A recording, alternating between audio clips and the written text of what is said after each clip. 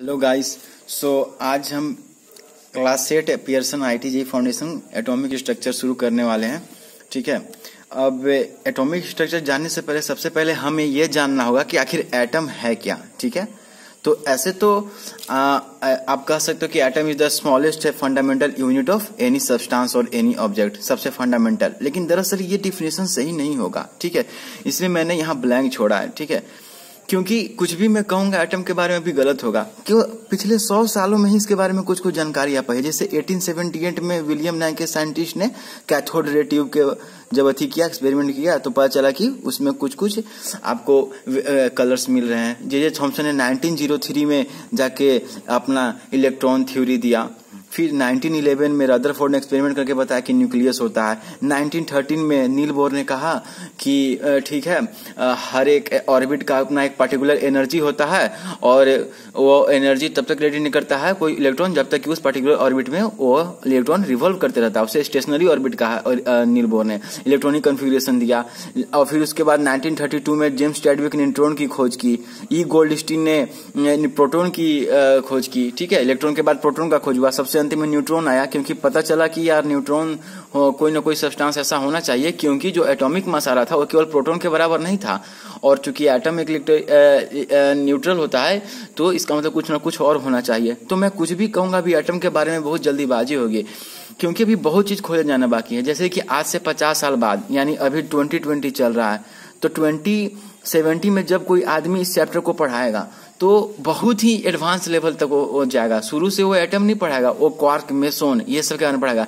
क्योंकि जब आपको लगता हो कि एटम के अंदर प्रोटॉन ये सब होते, नहीं, आगे जाके आप पढ़ोगे। इनफैक्ट 12th तो पढ़ना भी इसके बाद ही आगे पढ़ना। प्रोटॉन जो होते हैं ना, प्रोटॉन ये भी क्वार्क के बने होते हैं। क्वार्क एक सब्सटेंस है, सब एटॉमिक पार्टिकल है क्वार्क। फिर मेसोन के बारे में आप पढ़ोगे। मेसोन जो है वो एक क्वार्क और प्लस एंटी क्वार्क से बना होता है। ठीक है, एंटी क्वार्क से। लेकिन चूंकि आप 80 लेवल के हो तो अभी बहुत चीज खोज जाना बाकी है। दरअसल एटम के न्यूक्लियस में ही सारा रहस्य है। न्यूक्लियस में जिसमें प्रोटॉन और न्यूट्रॉन होते हैं उसमें ही सारा रहस्य है। ठीक है, अभी इस रहस्य से अभी बहुत खोजें चल रही हैं।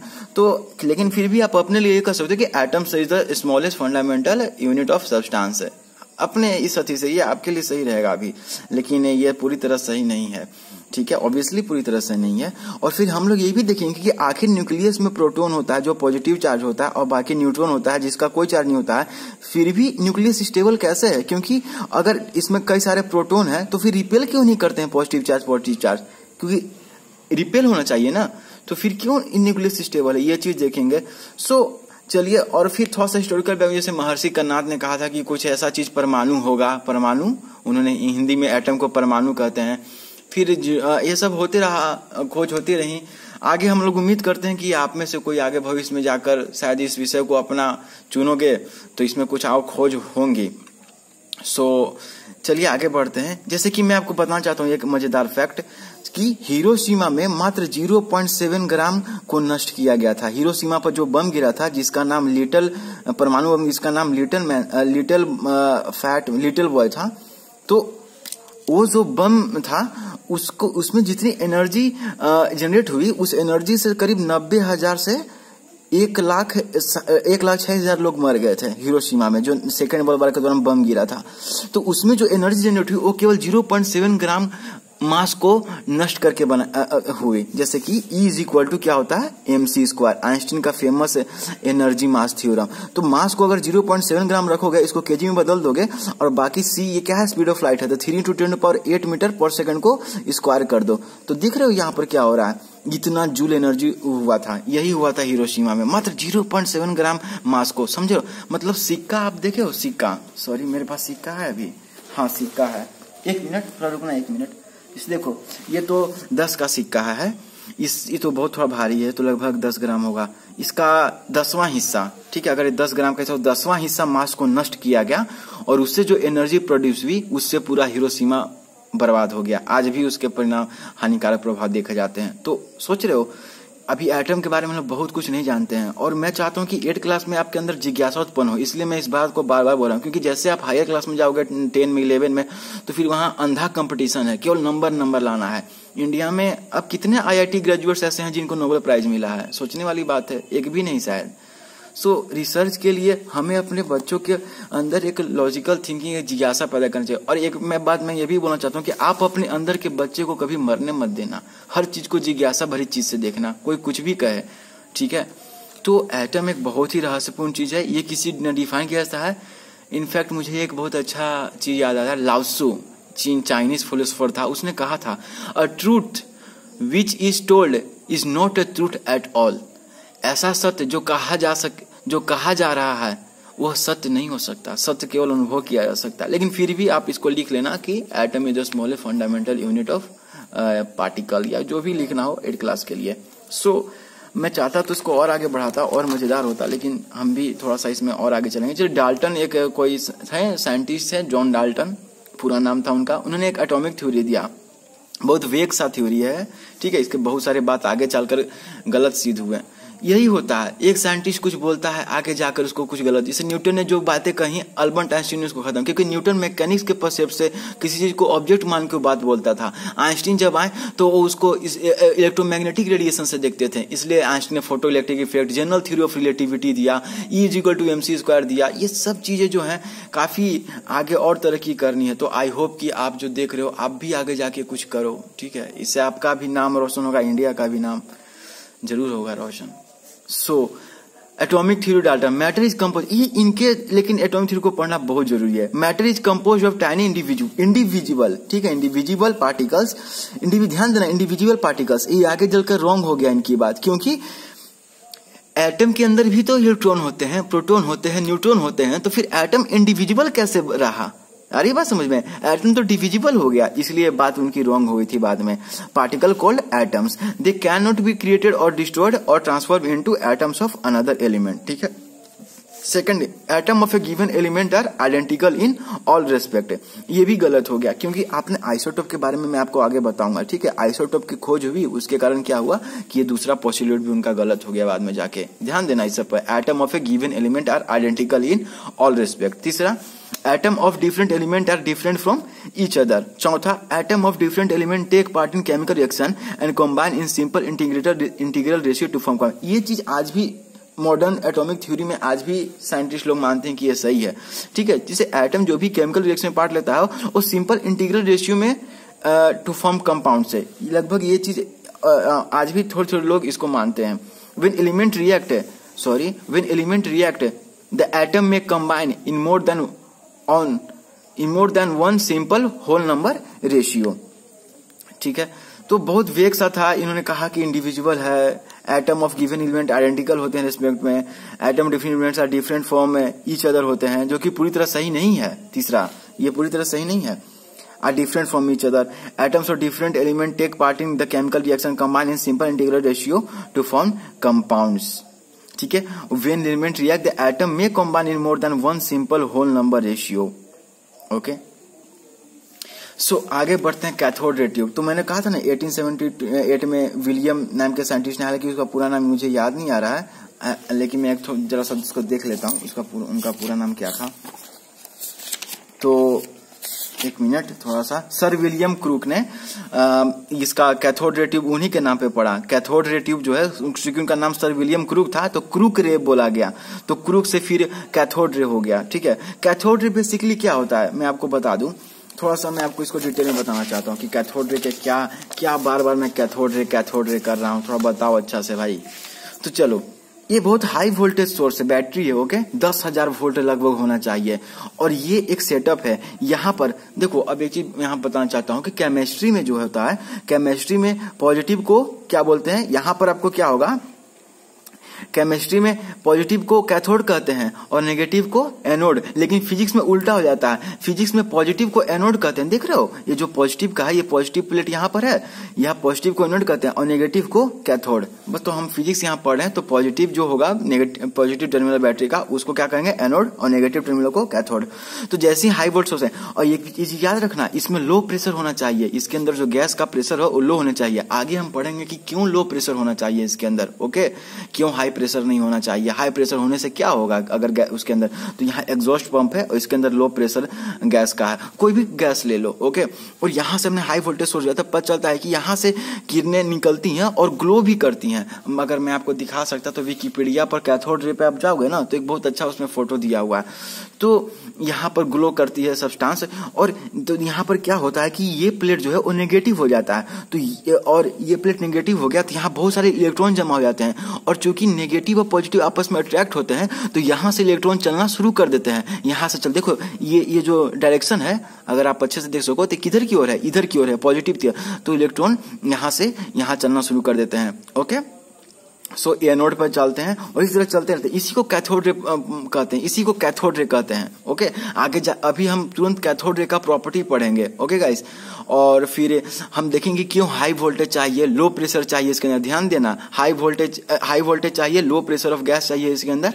और बाकी ये कुछ कैथोड रे और कुछ नहीं बल्कि इलेक्ट्रॉन बीम है। कैथोड रे का जो चार्ज, जो उस पर जो चार्ज है वो नेगेटिव चार्ज है, ऑब्वियस नेगेटिव चार्ज होगा कैथोड रे, ठीक है, क्योंकि इलेक्ट्रॉन से बना है वो, इलेक्ट्रॉन अट्रैक्ट होते हैं, नेगेटिव पॉजिटिव से अट्रैक्ट हुआ, तो इस प्लेट पर जो एक्सेस इलेक्ट्रॉन थे।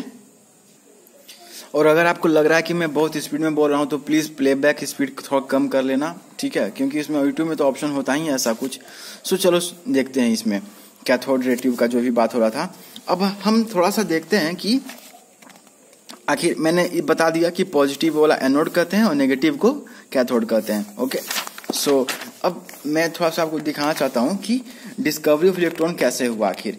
तो ये जो एक फिगर थोड़ा सा मैं दिखाना चाहता हूँ जल्दी से इसमें कि ये कैथोड है, एनोड है, और जब इस पर हाई वोल्टेज दिया गया ऑब्वियसली पॉजिटिव एनोड होगा, नेगेटिव कैथोड होगा। तो यहाँ पर एक फ्लोरोसेंट मटेरियल रखा गया, ठीक है। फ्लोरोसेंट मटेरियल कहने का मतलब कि जो ग्लो हो जाए, जैसे कि आपने अपने घर में मरकरी देखा है, उजला वाला मरकरी, या फिर तो उसमें जो गैस रहता है वो फ्लोरोसेंट मटेरियल ही रहता है, ठीक है।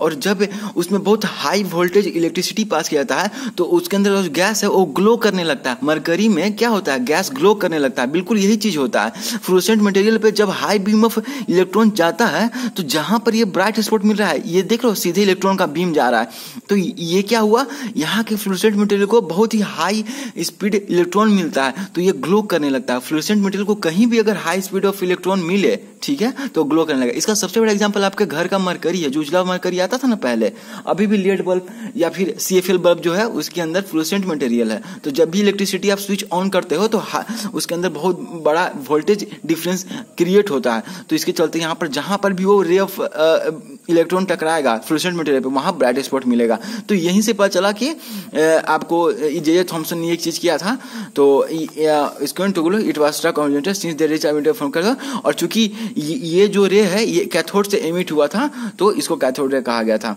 और फिर इसके प्रॉपर्टी के बारे में आपको बताता हूँ कुछ। देखो कैथोड रे, अब मैं आपको याद रखना, मैं आपको बाद में आयनाइजेशन के बारे में बताऊंगा इसी चैप्टर में, ठीक है, आप इसको नोट करना, ठीक है। Cathode ray originate from cathode and travel towards anode, बहुत ही इंपॉर्टेंट, मैंने बताया था।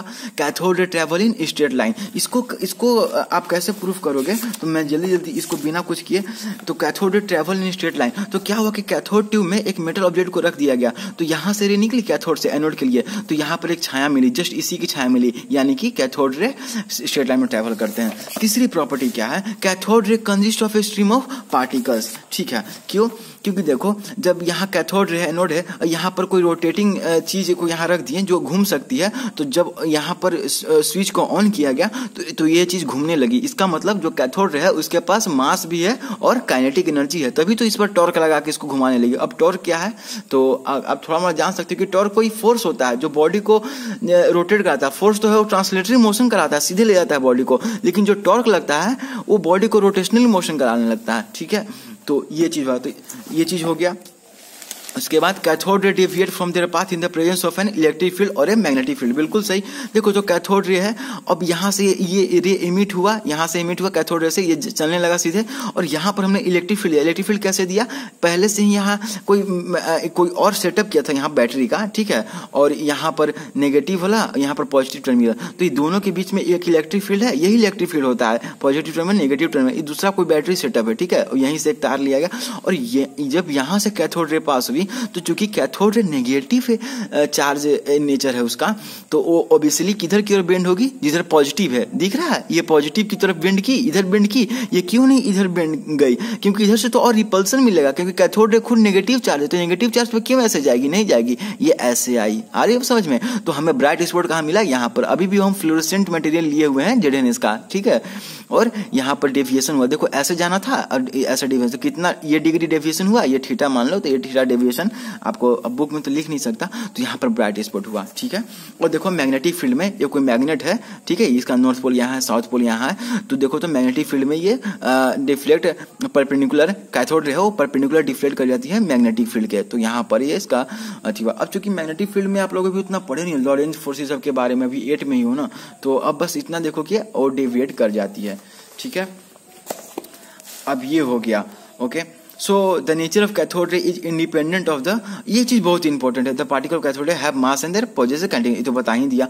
The nature of cathode ray is independent, okay, independent of the nature of the gas.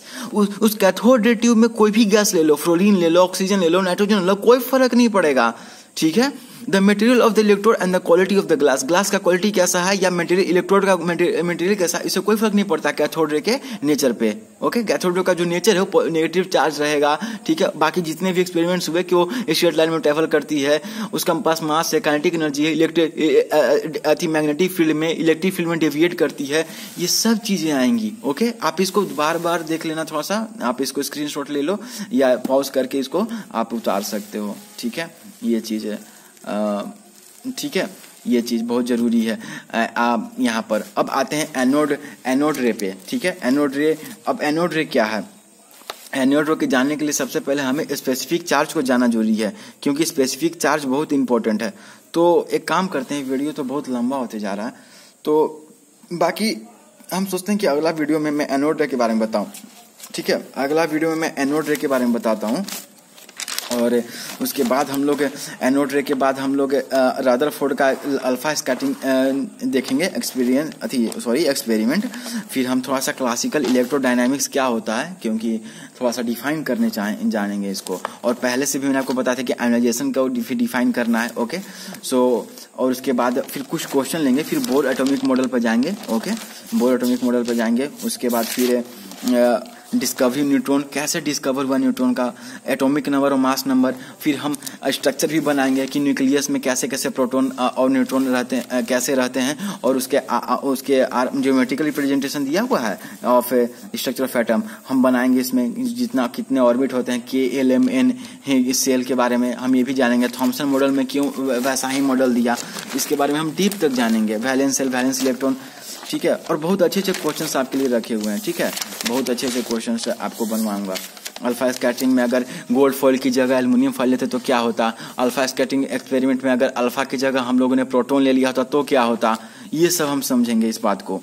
और बाकी एनोड रे are produced with cathode ray in the discharge tube under low pressure, justify, इसको भी देखेंगे। और फिर बहुत मजा आएगा, ठीक है। आगे थोड़ा सा अभी यहीं पर रहते हैं, क्योंकि मुझे भी थोड़ा थोड़ा मैं अच्छे से आयनाइजेशन, स्पेसिफिक चार्ज और इलेक्ट्रोडायनेमिक्स को डिफाइन करूंगा उसके बाद, और इसको अच्छे से आपको बताऊंगा, ठीक है। सो गाइस, और एटम बहुत आपके हर चीज में, आपके आसपास हर जगह एटम है। आप जिस कार, आपका जो कार है, आपके बाइक है, उसमें मेटल है, उसके अंदर एटम में इलेक्ट्रॉन बहुत तेजी से घूम रहा है, हाई स्पीड में घूम रहा है। आपका बॉडी हर जगह, बोला ना कि बहुत इंपॉर्टेंट चीज है एटम, हर चीज में, हर वुड में एटम है, हर ऑब्जेक्ट में, लिविंग नॉन लिविंग में, हर जगह एटम। सो काफी इंपॉर्टेंट है। सो आई होप आपको लेक्चर थोड़ा सा अच्छा लगा, ज्यादा नहीं तो थोड़ा सा तो जरूर अच्छा लगा। सो अच्छा लगा तो लाइक, शेयर, सब्सक्राइब करो, और thank you so much for watching this. Have a great day ahead.